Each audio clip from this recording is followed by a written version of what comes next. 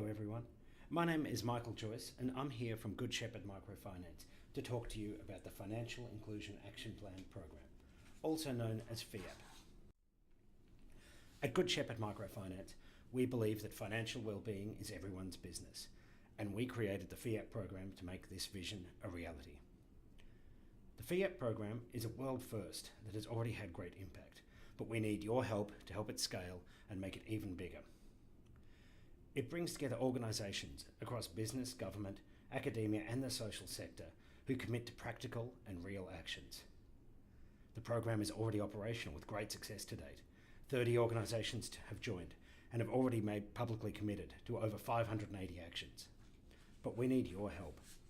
We are currently in the process of transitioning to a new mixed funding business model. With your support, we can build a technology platform that will help us reach scale faster. With your support, the program will be able to reach 2.5 million at-risk customers and 1.5 million employees to boost financial well-being and encourage a more inclusive economy for all. But first, imagine Charlotte.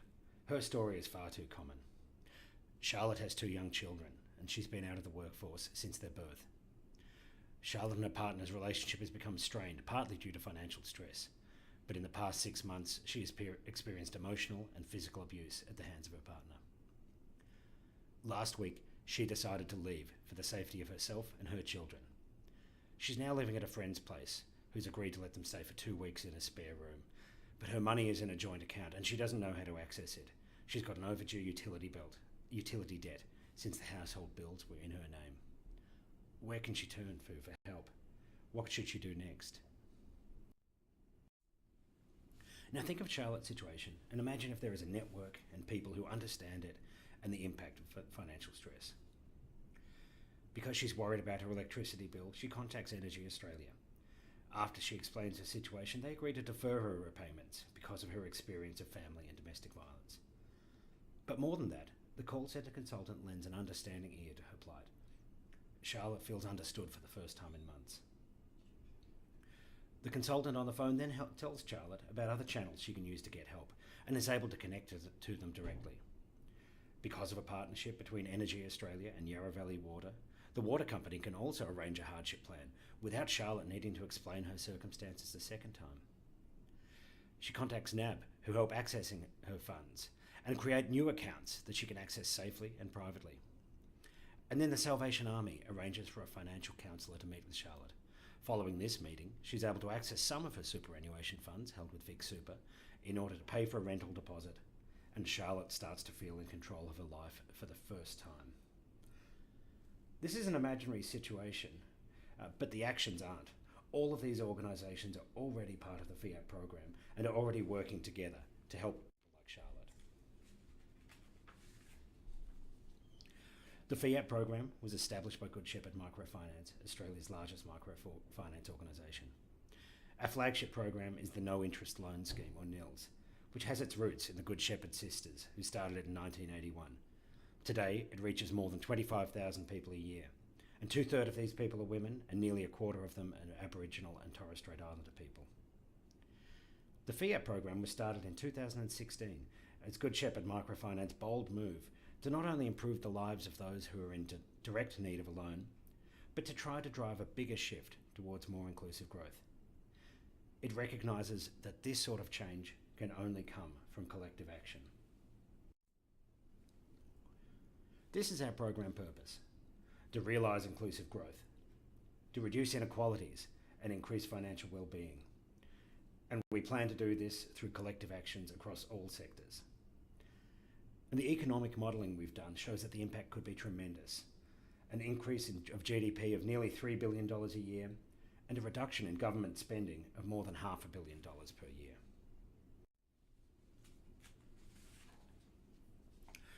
So what is a FIAP? It's a plan. Every one of our member organisations makes one, and it's a public commitment to their action, an agreed strategy of practical actions. So here's a few examples of some of the commitments that our Trailblazer members have made to date. Australian Ethical Investments has looked at how it can address the gender gap in superannuation, which currently means that women who retire have on average $120,000 less superannuation than men.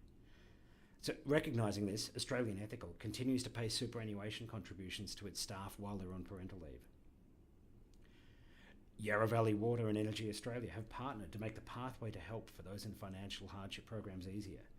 They've set up a collaboration system so customers from one organisation can be referred to the other without needing to re-explain their situation and deal with differing policies across the organisations. Another example of collaborative efforts has been between Westpac and the Salvation Army, who've joined forces to build a financial capability app and program called You're the Boss. This means that Westpac can bring their financial and technology expertise, and the Salvation Army can bring their unique insights into the needs and everyday experience of those suffering financial hardship. And continuing the drive for financial literacy and control is Vic Super's Superwoman Money program, which to date has reached over 12,000 people, helping increase their sense of financial empowerment and confidence.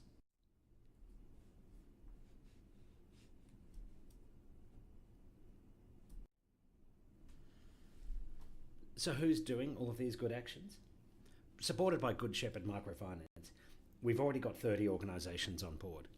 Not only banks and financial services companies such as insurance and superannuation, but also utilities, large employers and retailers, community organisations and governments.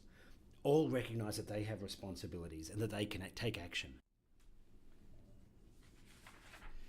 And so far, these 30 organisations have publicly committed to over 580 actions.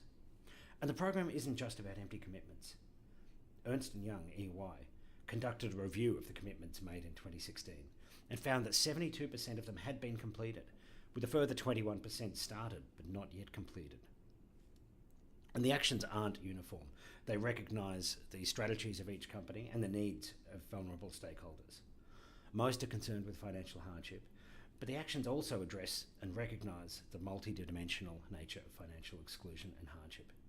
You can see a very large focus on Aboriginal and Torres Strait Islander people, and also women and domestic and family violence, disability and reaching culturally and linguistically diverse people.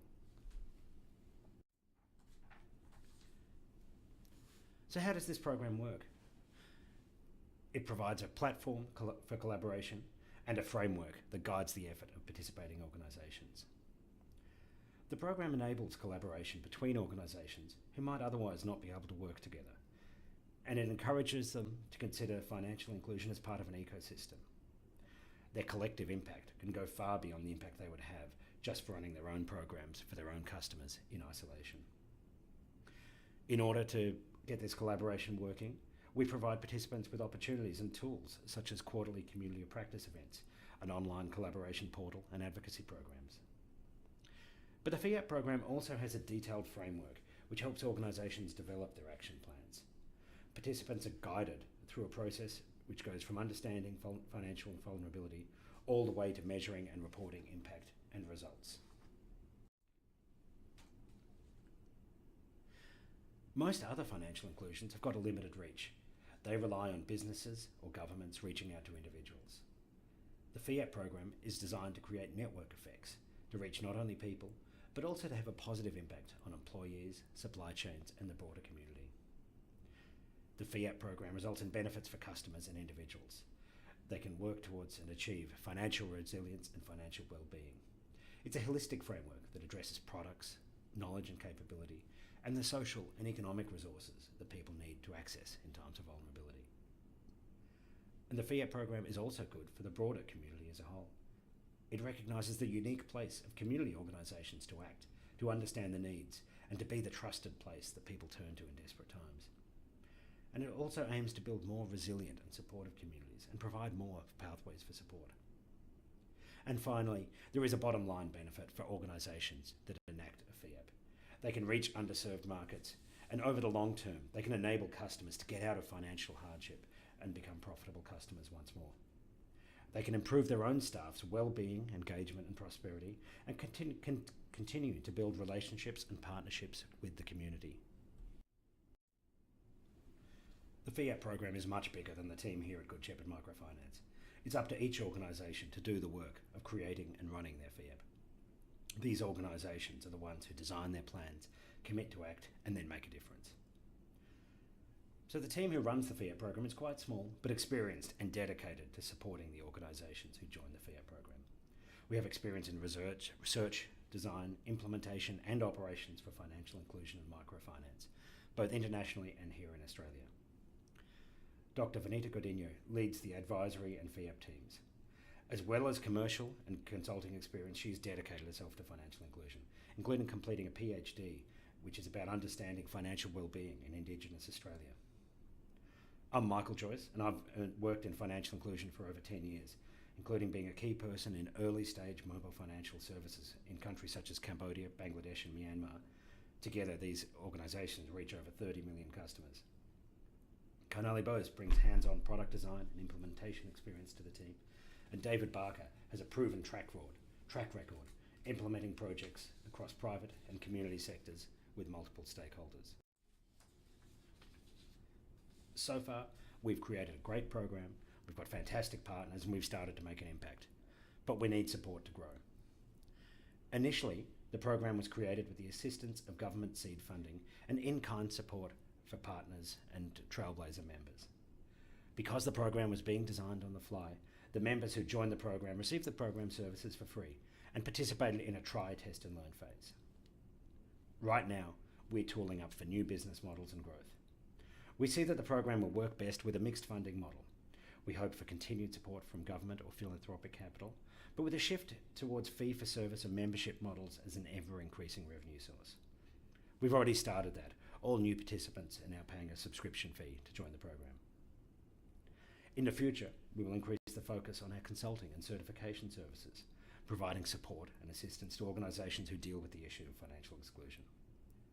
Longer term, this certification will be an important activity for organisations to be able to show empirically that they have recognised abilities in dealing with financial exclusion. This will be an important signifier for investors, customers, government and supply chain contracts, and just as importantly, for the staff who will want to work in an inclusive environment. Our vision for the next 10 years is that financial inclusion will become part of the DNA of our society. It'll be common practice for organisations and for the people they employ to understand financial inclusion and to work towards a more inclusive economy for all. But how can we shift from our current approach to this future revenue generating model? Right now we have a very manual, highly bespoke and time intensive program to help organisations produce their FIAPs. Our first step is to develop online learning resources. This will enable us to streamline and simplify the process of developing a FIAP with an organisation so we can reach more people at a lower cost base. Within each organisation we work with, there is a recognised need to reach their own staff, talk about financial inclusion and wellbeing. We plan to develop online training modules that our partner organisations will purchase and provide to their own staff. If we have a catalytic investment and have this initial revenue source, we can reinvest these funds to build new workflow and reporting tools that will further increase the scalability of the FIAP program, while ensuring we use a consistent, publicly available and rigorous framework and reporting methodology. If we have this technology platform, we can reach the people we need to reach faster. Within 3 years, we anticipate reaching 200 organisations with a reach of 2 million at-risk customers and 500,000 employees. Once this critical mass is reached, we expect to see even more network effects and rapid growth. Our vision is that within 8 years, it is common practice for Australian organisations to have a financial inclusion action plan. Conversations about financial exclusion and hardship will become much more commonplace due to broader public understanding, and every major employer will want to be seen as a financially inclusive organisation. With this in place and with your help, we can reach our vision to realise inclusive growth for individuals, families and communities in Australia, reduced inequalities and increased financial inclusion and well-being. Thank you.